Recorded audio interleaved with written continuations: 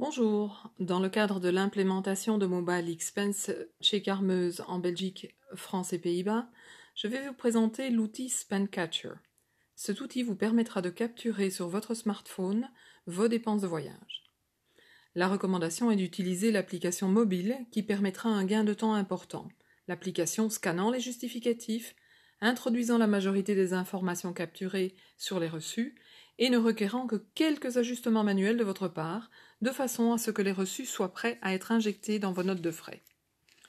Pour rappel, il existe 3 grands types de dépenses. Premièrement, les dépenses professionnelles à vous rembourser puisque vous les avez financées vous-même. Deuxièmement, les dépenses professionnelles à valider puisque faites en utilisant votre carte de crédit Carmeuse.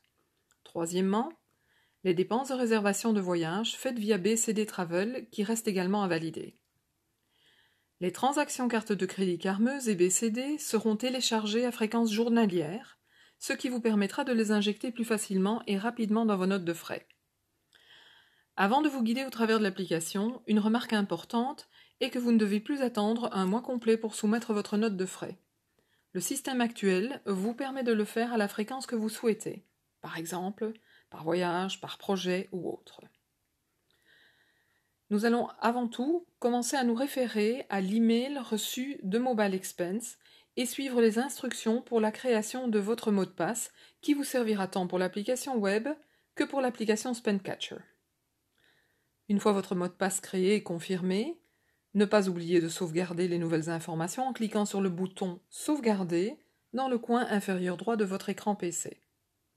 Votre nom d'utilisateur est identique à celui de votre PC et à celui de SAP HR précédé de Carmeuse /. Par exemple, le mien sera Carmeuse /Gidrico. Une fois votre mot de passe créé, vous téléchargez au départ de votre smartphone, soit sur l'App Store si vous avez un iPhone, ou sur le Google Play Store si vous avez un smartphone Android, l'application SpendCatcher.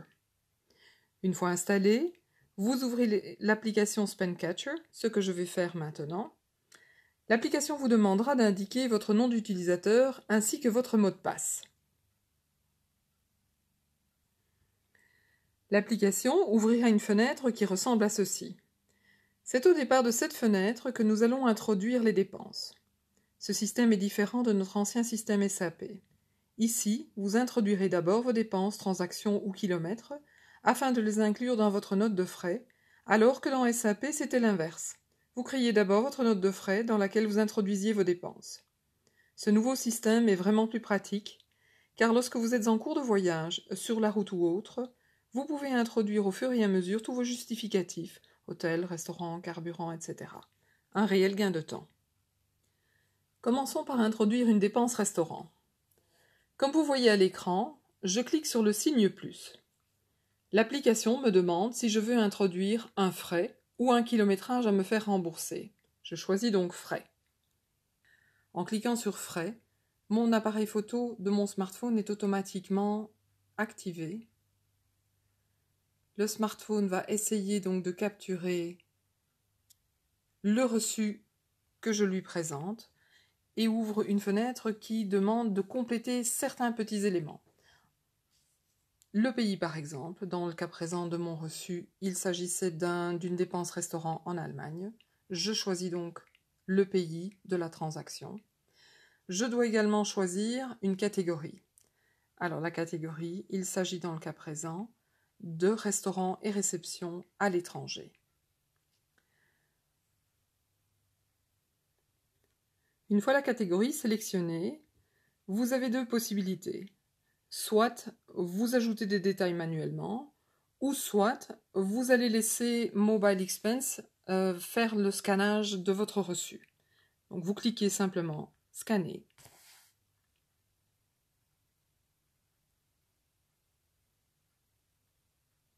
Et voilà, le reçu est en train d'être analysé. Alors vous voyez un petit message qui vous dit « Extraction en cours ». Vous pouvez simplement ignorer ce message en glissant votre doigt vers le bas, ce qui va permettre une capture plus rapide donc de votre reçu. Vous voyez maintenant, donc j'ai une transaction qui est enregistrée. Vous pouvez cliquer sur cette transaction, en vérifier le contenu. Il s'agit d'une transaction qui a été faite le 1er août, la date est bien correcte, qui a été faite en Allemagne, puisque ça c'est moi qui l'avais indiqué, c'est bien un restaurant à l'étranger. Alors par contre, ici je vois que le nom du fournisseur n'a pas été capturé correctement. Vous avez la possibilité de modifier cette information en cliquant simplement sur le nom, ici Gormannstrasse. Vous avez la possibilité d'éditer, tout simplement, en réécrivant le nom du restaurant, ici, Contadino. Vous pouvez confirmer. Vous avez également une possibilité de revisualiser votre justificatif en cliquant sur la miniature de la photo. Voici. Vous pouvez également mentionner les participants, mais comme il s'agit ici dans ce cas-ci d'une dépense restaurant à l'étranger en dehors de la Belgique, ça n'est pas une obligation. Vous avez, si vous allez plus bas dans l'écran, la possibilité d'introduire soit un numéro d'ordre interne, soit un autre centre de coût si nécessaire. Vous pouvez après cela sauvegarder votre transaction.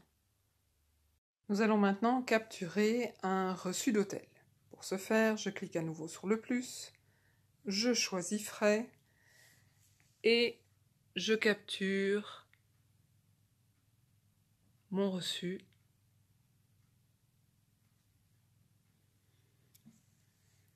Voilà qui est fait. Nous avons à nouveau la petite fenêtre Dites-en-nous plus qui s'ouvre. Nous sélectionnons à nouveau le pays. Il s'agit de nouveau d'un reçu émis en Allemagne, donc je clique sur Allemagne. Il s'agit donc d'une catégorie hôtel, donc je sélectionne la catégorie hôtel. Et je choisis de laisser Mobile Expense scanner le reçu en cliquant sur Scanner.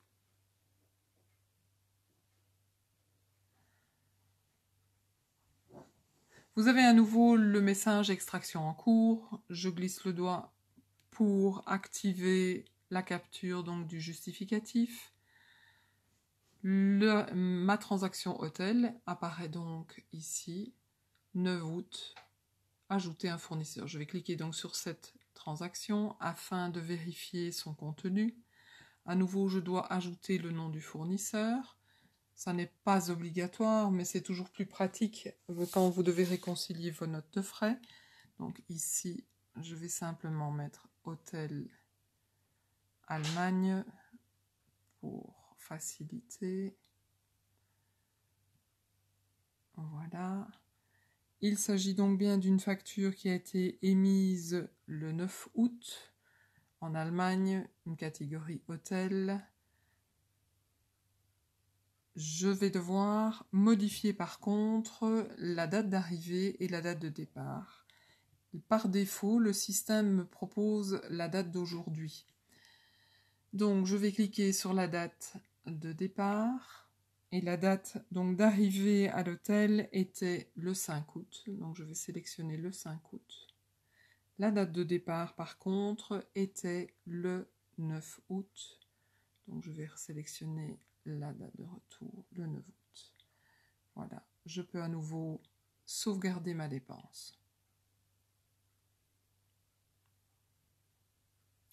Il est possible que des messages erreurs également apparaissent. Vous voyez à côté de Hôtel Allemagne, près de la miniature donc du justificatif, vous avez un petit point orange. Idem pour la dépense restaurant. Afin de voir de quoi il s'agit, il suffit de recliquer sur la transaction et la transaction vous donne une alerte. Ils disent « Dépenses non soumises dans les temps ». Donc il s'agit simplement d'une alerte. Effectivement, je suis au mois de septembre, c'était une dépense qui était faite début août, je suis en dehors des délais, donc cette alerte est simplement liée à la politique de voyage. Vous pouvez simplement l'ignorer. Votre superviseur, lors de l'approbation, aura également la même alerte. En cas de facture d'hôtel en Belgique, pour un membre du personnel dépendant de la Belgique, Je vous rappelle que si cette facture d'hôtel ne contient que les frais liés à votre chambre et la taxe de séjour, vous ne devrez pas diviser la dépense. Par contre, si celle-ci contient d'autres frais, comme du parking, des repas, petit déjeuner, lunch ou dîner, les frais de connexion Internet ou autres, il vous sera demandé d'éclater ces frais par catégorie. N'oubliez pas également de compléter correctement vos dates d'arrivée et départ et cliquez sur Sauver. Je vais maintenant vous montrer comment diviser une dépense. Je reclique donc sur la dépense hôtel en Allemagne. Dans le coin supérieur droit de votre écran, vous avez une double petite flèche sur laquelle je vais cliquer. Cette petite flèche me permet d'arriver à un écran suivant qui va me permettre de diviser ma dépense. Je vais donc cliquer sur Diviser. En divisant, je vais d'abord devoir déterminer la catégorie de la dépense initiale. Donc je vais prendre hôtel. Le montant, je vais dire que ma chambre d'hôtel uniquement m'a coûté 120 €, par exemple. Je clique sur Suivant. Il me reste donc 133,40 € à diviser. Je vais cliquer sur Diviser.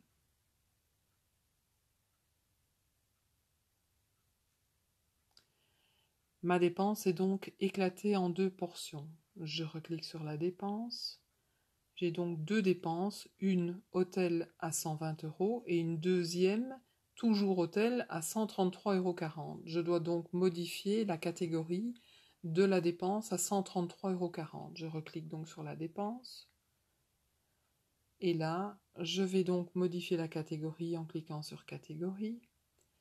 Et je vais choisir cette fois-ci Restaurant et réception à l'étranger, puisque j'ai consommé au restaurant donc de l'hôtel.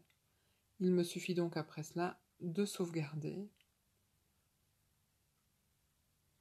Et vous voyez donc maintenant que ma dépense est éclatée en deux portions. Une portion à 133,40 € restaurant et réception et l'autre portion uniquement pour ma chambre d'hôtel à 120 € sous la catégorie hôtel.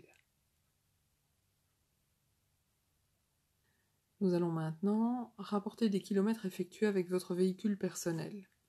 De l'écran principal toujours, vous cliquez sur le signe plus et cette fois-ci vous choisissez kilométrage. L'écran suivant est un écran du style Google Maps qui s'ouvre. Vous devez donc y insérer le point de départ de votre trajet. Je vais dire qu'il s'agit de Carmeuse Coordination à Louvain-la-Neuve.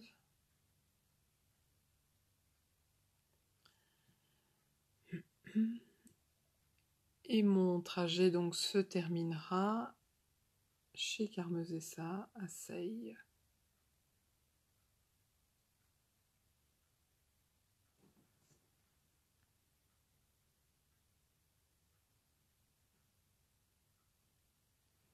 Voilà. Vous avez également la possibilité d'immédiatement sélectionner le trajet retour en cliquant sur la petite flèche retour qui se trouve à côté de votre point de départ. Je clique dessus et mon retour s'inscrit automatiquement. Vous voyez, donc il s'agira donc d'un trajet de 94 km. Je clique sur la flèche dans le rond bleu qui se trouve dans le coin inférieur droit de mon écran. Le kilométrage, vous choisissez évidemment la date. C'est effectivement aujourd'hui, je vais dire que j'ai fait donc ce trajet, le 19 du 9. Il s'agit donc de 94 km professionnels. Vous avez également la possibilité de soustraire les kilomètres privés.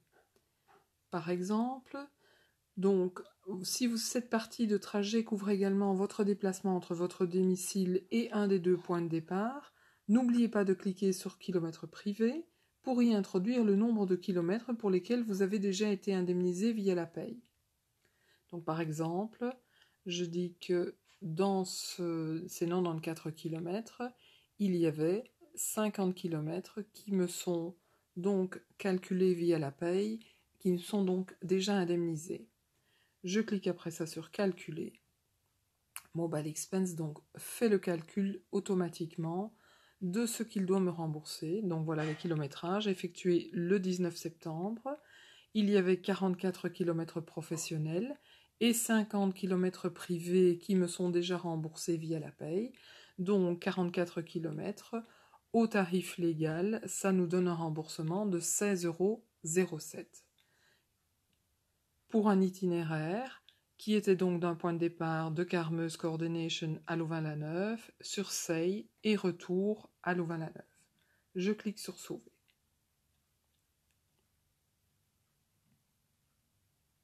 L'enregistrement donc de cette transaction se fait. Vous voyez donc maintenant que dans l'écran général de mes dépenses, j'ai donc 3 transactions. Une transaction restaurant, une transaction hôtel qui est éclatée, ainsi que un kilométrage, donc des déplacements que j'ai effectués avec mon véhicule privé. Ce que je vais faire maintenant, c'est que je vais vous montrer comment créer votre note de frais. Rien de plus simple. Vous cliquez sur le petit fichier avec le sigle plus qui se trouve dans le coin supérieur droit de votre écran. L'écran suivant va vous permettre de sélectionner les dépenses que vous voulez insérer dans votre note de frais. Soit vous décidez que ces 3 transactions sont nécessaires dans votre note de frais, donc vous cliquez sur tout, elles seront toutes les 3 sélectionnées. Soit vous pouvez choisir soit les kilométrages ou bien le restaurant, etc. Mais dans le cas présent, je vais choisir tout. Je clique sur suivant.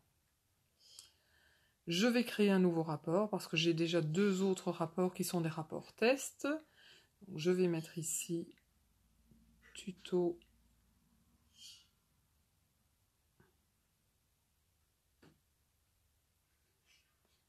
français. Voici. Ici, à nouveau, j'ai la possibilité donc de modifier le numéro d'ordre ou le centre de coût. Attention, juste si vous modifiez à ce niveau-ci, cela veut dire que toutes les transactions qui se trouvent incluses dans votre note de frais auront automatiquement soit le numéro d'ordre qui sera appliqué à toutes les transactions, soit le centre de coût qui sera appliqué à toutes les transactions. Dans le cas qui nous occupe, je ne vais pas rien modifier, je clique sur suivant. Et voici donc ma note de frais qui est créée. Vous avez donc le détail des transactions que j'ai insérées. Et vous voyez que j'ai toujours les messages d'erreur qui apparaissent, donc je peux les revisualiser en cliquant sur la transaction afin de visualiser de quoi il s'agissait.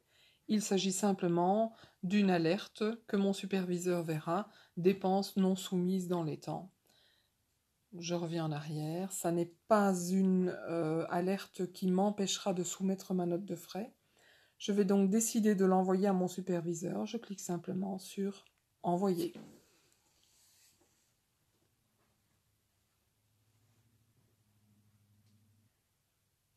Une fois votre rapport soumis, vous pouvez visualiser tous vos rapports et donc vous voyez « Tuto français vient d'être soumis » et il couvre une période de frais du 1er août au 19 septembre. Après approbation par votre superviseur, votre manager, votre note de frais sera transmise automatiquement à un contrôleur avant de passer au paiement via la paye pour les frais remboursables.